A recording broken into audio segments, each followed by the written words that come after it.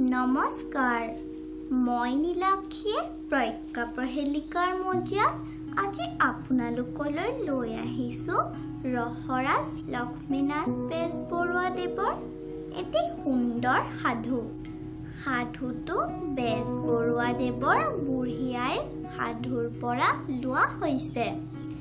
এইখিনিতে উল্লেখ কৰিছোঁ যে 1911 চনৰ নৱেম্বৰ মাহত প্ৰথম প্ৰকাশ পোৱা বুঢ়ী আইৰ সাধুখনৰ সাধুবোৰত বেজবৰুৱাদেৱে যেনেদৰে লিখি থৈ গৈছে আমি অকণো সাল সলনি নকৰাকৈ পৰিৱেশন কৰিবলৈ চেষ্টা চলাইছোঁ।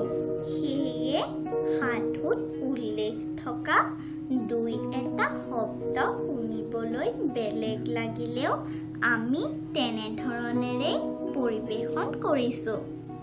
এই চেনেলটোৰ জৰিয়তে আমাৰ সমাজৰ চুকে কোণে সিঁচৰিত হৈ থকা বিভিন্ন সাথৰ ডাকৰ বচন, কুইজ, সাধু কথা আদি ডিজিটেল মাধ্যমৰ যোগেদি উঠি অহা প্ৰজন্মক চিনাকি কৰি দিয়াৰ আমাৰ এই প্ৰচেষ্টাক সকলোৱে নিশ্চয়কৈ আদৰি লৈ আমাক উৎসাহিত কৰিব। আমাৰ অনিচ্ছাকৃত ভুল ত্ৰুটিবোৰ আঙুলিয়াই দিব। এতিয়া আহকচোন আজিৰ সাধুটোলৈ আগবাঢ়ো। আজিৰ সাধুটো এজন সদাগৰৰ ঘৈণীয়েকে সতিনীৰ এজনী কণমানি ছোৱালীক অত্যাচাৰ কৰি কেনেকৈ হত্যা কৰিছিল আৰু শেষলৈ ঘৈণীয়েকৰ অৱস্থা কি হৈছিল সেইখিনি জানিবলৈ ভিডিঅ'টো সম্পূৰ্ণকৈ উপভোগ কৰি ভিডিঅ'টো কেনে লাগিল কমেণ্টত জনাব। আজিৰ সাধুটো হৈছে তেজীমলা। শুনকচোন।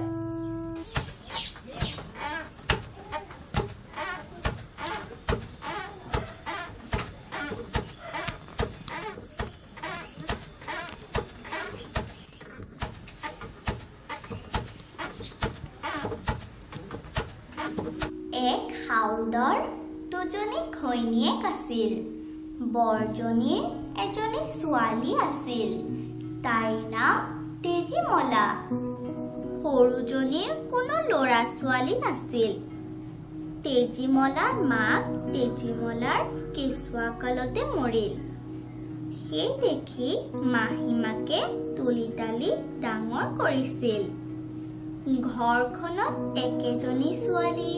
তেজীমলা বাপেকৰ বৰ চেনেহৰ আছিল, কিন্তু মাহীয়েকে হলে পেটে পেটে তেজীমলাক উমলিত দেখিব নোৱাৰিছিল। কেৱল গিৰিয়েকৰ ভয়তহে তাই তেজীমলাক প্ৰতিপাল কৰি ডাঙৰ দীঘল কৰিবলগীয়াত পৰিছিল। আজিকালিকৈ তেজীমলা 10-11 বছৰীয়া হ'ল। সেই গাঁৱৰে ভাল মানুহ এঘৰৰ সমনীয়া ছোৱালী এজনীৰে সৈতে বাপেকে সখী বন্ধাই দিলে। তেজীমলাৰ বাপেক বেপেৰুৱা মানুহ, বেহা বেপাৰলৈ নগলে নচলে। সেই দেখি সততে তেওঁ চাৰিওফালে বেহাই ফুৰিবলগীয়াত পৰে। এইবাৰ 6-7 মাহলৈকে তেওঁ বেপাৰৰ নিমিত্তে দূৰলৈ যাবলগীয়াত পৰিল। সেই দেখি তেওঁ যাবৰ সময়ত ঘৈণীয়েকক ওচৰলৈ মাতি আনি তেওঁৰ অতি আদৰুৱা তেজীমলাক ঘৈণীয়েকৰ হাতত গতাই দি ক'লে যে এইবাৰ মই 6-7 মাহলৈ বিদেশলৈ যাওঁ। তোৰ হাতত মোৰ তেজীমলাক গতালো। তাই আদৰুৱা ছোৱালী, তাইক মৰম বেথা কৰি ভালকৈ ৰাখিবি। সাউদনীয়ে ভাবিলে এইবাৰ মোৰ বেছ সুবিধা হৈছে। এই কেইমাহৰ ভিতৰতে মই মোৰ চকুৰ কোটা দাঁতৰ শালটো গুচাব পাৰিম। তাই ঠেকেচি মোৰ মনৰ হেঁপাহ পলোৱাম। তাই আৰু ভাবিলে অকল ঠেকেচিয়েই নেৰো সেইদৰে এৰিলে বাপেকে আহি সেই কথা কেনেবাকৈ বুজি পালে এখন হাই উৰুমিৰহে বাহ হ'ব। এই আপদৰ একেবাৰে জয় মাৰিম। এই বিয়া দিওঁতে মোৰ ঘৰৰ আধখিনি বস্তু এই লগত উলিয়াই দিব লাগিব। এই হ'ল মোৰ সতিনীৰ জীৱ। মোৰ কপালতো কোনো ল'ৰা ছোৱালী নহ'লেই সতিনীৰ এইটোকনো পোহপাল কৰি নিৰ্বাহ দি মোৰ লাভ কি হ'ব? বাপেকে এইৰ লগত যিখিনি ধন বস্তু উলিয়াই দিব সেইখিনি মোৰ আইৰ ঘৰলৈ সৰকালে উপকাৰ হ'ব। হেন জানি এইৰ দেউতাক উভতি অহাৰ আগতেই এটা বুদ্ধি কৰি এইৰ উৰ পেলাব লাগিব। ইয়াকে মাহীয়েকে ভাবি হাউদে নাও মেলি যোৱাৰ দিনাৰে পৰা তেজীমলাৰ দায়ৰ চেলো বিচাৰিবলৈ ধৰিলে আৰু যিমান পাৰে তেজীমলাক অকলৈ পাই দুখ দিবলৈ ধৰিলে। ইতিমধ্যে তেজীমলাৰ সখীয়েকৰ বিয়া আহিল। পৰহিলৈ বিয়া। সখীয়েকৰ ঘৰৰ পৰা তেজীমলাক বিয়ালৈ মাতি পঠিয়ালে। বিয়াৰ ৩-৪ দিন সখীয়েকৰ ঘৰত থাকি তেজীমলাই ৰং ধেমালি কৰি নোৱাই ধুৱাই সখীয়েকক বিয়া দিব লাগে। তেজীমলাৰো হেঁপাহ যে বিয়াৰ কেইদিন সখীয়েকৰ ঘৰত থাকি ৰং ধেমালি কৰি তাই বিয়া খাব। মাহীয়েকে অনেক দিনৰ পৰা আলোচনা কথা সিদ্ধি হ'বৰ আগন্তুক হৈছে ভাবি তেজীমলাক বিয়ালৈ যাবলৈ অনুমতি দি লোকক দেখুৱাই উৰুক মুৰুক কৰি তেজীমলাই বিয়াত পিন্ধিবলৈ কাপোৰ উলিয়াই ইটো জপা মেলিছে, সিটো জপা মেলিছে, ইটো পেৰা মেলিছে, সিটো পেৰা মেলিছে। এইযোৰ কাপোৰ আমাৰ আইটিটোলৈ ভাল হ'বনে? এইখন ৰিহা, এইখন মেখেলাই তোক খুৱাবনে? এনেবিলাক কথা কৈ মাহীয়েকে আড়ম্বৰ কৰিবলৈ ধৰিলে। মাহীয়েকৰ ভাল পাটৰ ৰিহা মেখেলা এযোৰ আৰু এখন উত্তম গুণাৰ বাৰী খনীয়া কাপোৰ আছিল।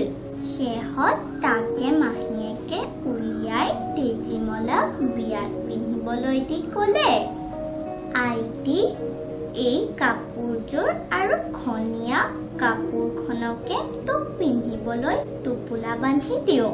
তই এতিয়া তোৰ গাত থকা কাপোৰযোৰেৰে সখীয়েৰৰ ঘৰলৈ যা।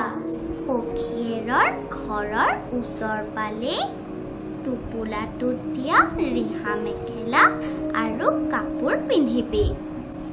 ইয়াৰ পৰা সেই কাপোৰ পিন্ধি গ'লে খোজকাঢ়ি যাওঁতে বাটত ধূলি মাকতি লাগি ক'লা হ'ব।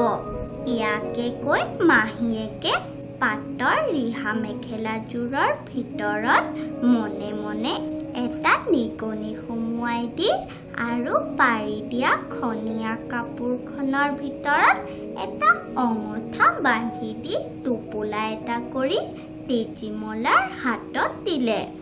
সখীয়েকৰ ঘৰ পাওঁ পাওঁ হওঁতে তেজীমলাই মাহীয়েকৰ কথামতে পাটৰ ৰিহা মেখেলা আৰু পাৰি দিয়া কাপোৰ পিন্ধিবৰ মনেৰে টোপোলা মেলিলত কাপোৰযোৰৰ ভিতৰৰ পৰা এটা নিগনি ওলাই লৰ মাৰিলে আৰু কাপোৰযোৰৰ ভিতৰৰ পৰা এটা অঙঠা সৰকি পৰিল।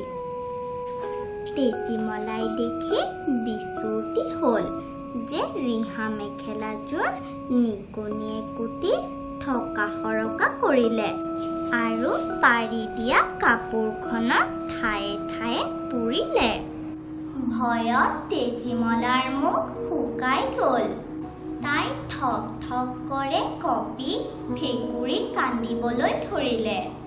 লগত যোৱা মানুহেও এই কাণ্ড দেখি আচৰিত হৈ শেষত তেজীমলাক অনেক বুজাই বৰাই নিচুকাই সখীয়েকৰ ঘৰলৈ লৈ গৈ তাৰ পৰা এযোৰ ৰিহা মেখেলা আৰু এখন কাপোৰ খুজি তাইক পিন্ধাই বিয়া খাবলৈ দিলে। বিয়াৰ পিছত তেজীমলাক নিজৰ ঘৰলৈ উভতি আহিলত মাহীয়েকে তাইক কাপোৰৰ কথা সুধিলত তাই ভয়ত কঁপি কঁপি সেই পোৰা আৰু কুটা কাপোৰৰ টোপোলা মাহীয়েকৰ আগত পেলাই দিলে। মাহীয়েকে কুটা আৰু পোৰা কাপোৰ দেখি কৃত্ৰিম খঙত জ্বলি পকি তেজীমলাক নথৈ গালি শপনি পাৰি মাৰি তাও কৰিলে। ইমান মাৰিও মাহীয়েকৰ হেঁপাহ নপলাল। পিছত তেজীমলাক টানি আনি মাহীয়েকে ঢেঁকীৰ আগত বহুৱাই ধান বঢ়াবলৈ লগাই নিজে ধুম ধুম কৰে ঢেঁকী দিবলৈ লাগিল। মাহীয়েকে ঢেঁকী দি থাকোঁতে এবাৰ হঠাৎ চাপ মাৰি ঢেঁকীটো পেলাই দি তেজীমলাৰ সোঁহাতখন খুন্দি পেলালে। সোঁহাতখন খুন্দিলত তেজীমলাই যন্ত্ৰণাত চিঞৰি কান্দিবলৈ ধৰিলত বাঢ়নি মাৰিডালেৰে মাহীয়েকে তেজীমলাৰ পিঠিত কোবাবলৈ ধৰি তেজীমলাক বাওঁ হাতেৰে খুবলি ধান বঢ়াই দিবলৈ হুকুম দিলে।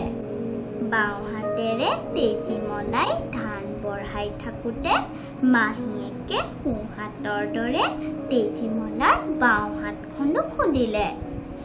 বাওঁ হাতটো খুন্দি তাৰ পিছত মাহীয়েকে তেজীমলাক সোঁ ভৰিৰে ধান বঢ়াবলৈ কৈ সোঁ ভৰিখনো খুন্দিলে আৰু তাৰ পিছত সেইদৰে বাওঁ ভৰিখনো খুন্দিলে।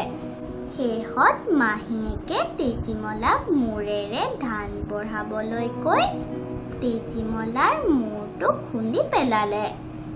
তেজীমলা মৰিল। এইদৰে গিৰিয়েকৰ আলাসৰ লাৰু চেনেহৰ তেজীমলাক মাৰি সাউদনীয়ে কোনেও নেদেখাকৈ লৰালৰিকৈ নি ঢেঁকীশালৰ পানী পোতাতে গাঁত এটা খান্দি পুতি থলে।